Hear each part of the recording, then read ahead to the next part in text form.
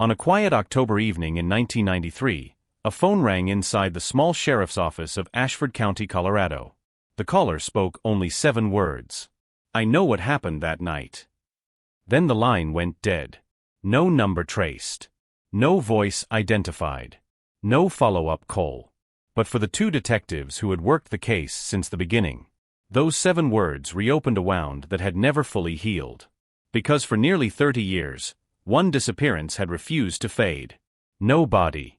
No arrest. No confession. Just a frozen timeline. And a question that still lingers in Ashford County. What really happened to Daniel Mercer? Daniel Mercer was 28 years old. A high school history teacher. Well-liked. Quiet. Methodical. The kind of man who graded papers early and returned library books on time. On March 14, 1993, Daniel attended a small gathering at a friend's ranch just outside town. It wasn't a wild party. Just a birthday dinner with 6 close friends. At 9:42 p.m., Daniel was seen leaving the house alone. He told one friend he felt tired and wanted to get home early. He walked to his truck. Engine started. Headlights turned on. Then he drove down the gravel road and disappeared into the dark. He never arrived home. At 11:18 p.m., his wife Laura called his cell phone. No answer. By midnight, she called again. Straight to voicemail.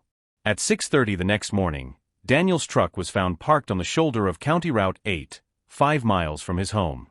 The keys were still in the ignition. The driver's door was closed. There were no skid marks.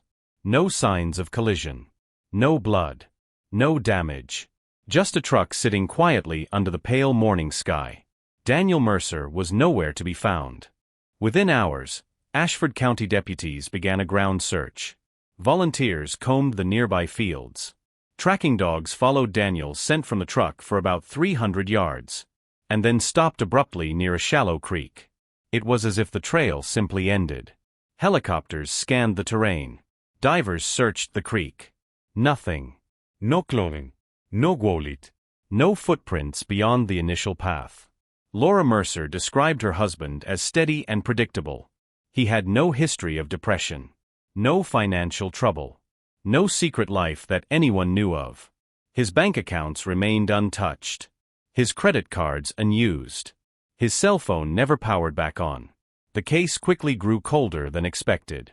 In a town of 12,000 people, news spreads fast. Rumors filled the silence. Some whispered that Daniel staged his disappearance. Others believed something far worse had happened on that empty stretch of road. But investigators had no physical evidence to support either theory. Only absence. Detectives interviewed everyone who attended the ranch gathering. Each timeline matched. Each story aligned.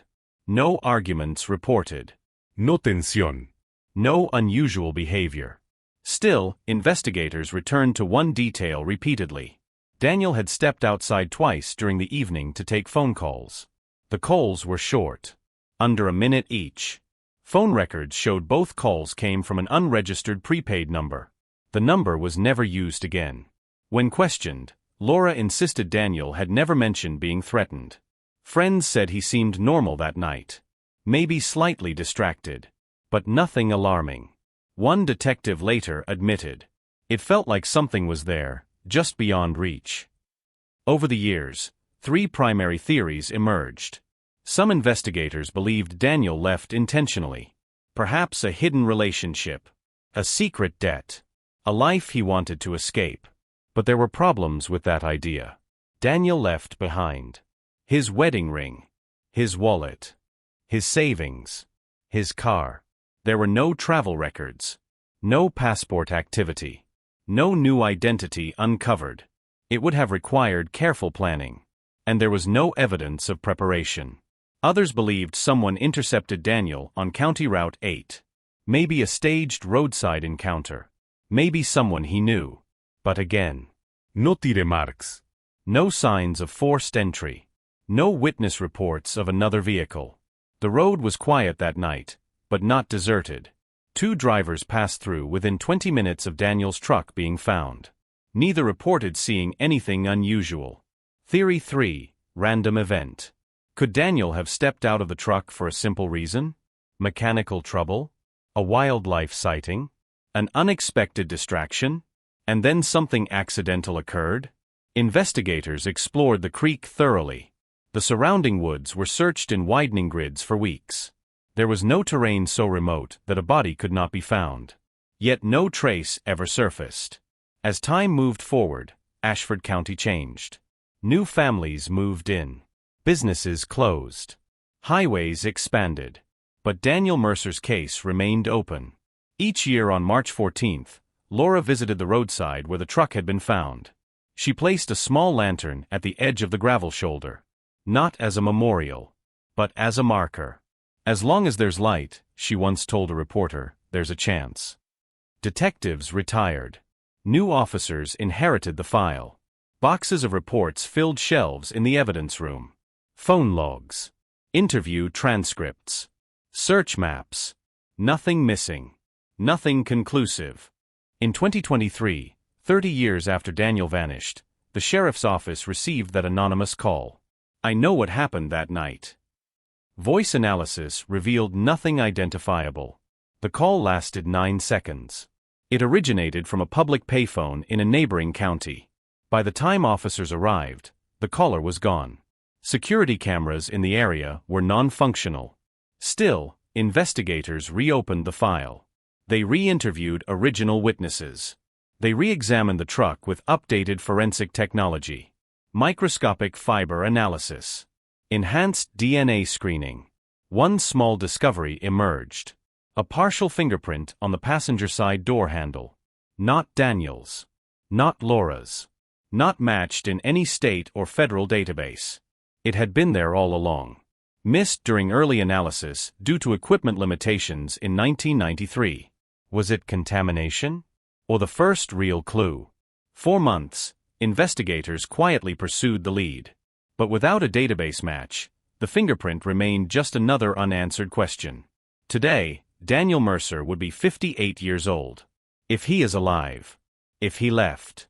If he survived whatever happened on that road. Ashford County still drives past County Route 8 without slowing down. The shoulder looks ordinary. Fields stretch wide and open. The creek flows quietly. Nothing about the landscape suggests mystery. But sometimes the most unsettling cases are the quiet ones. No violence. No dramatic evidence. No final que enfrentaschen. Just a truck. Parked carefully. Keys still inside. And a man who stepped out into the night. And was never seen again. Some cold cases grow distant with time. Others linger. Not because of what we know, but because of what we don't. Daniel Mercer's disappearance remains officially unsolved. No suspects. No confirmed sighting. No resolution. Only a question that has echoed for 3 decades. What happened on County Route 8? And who made that call? 30 years later?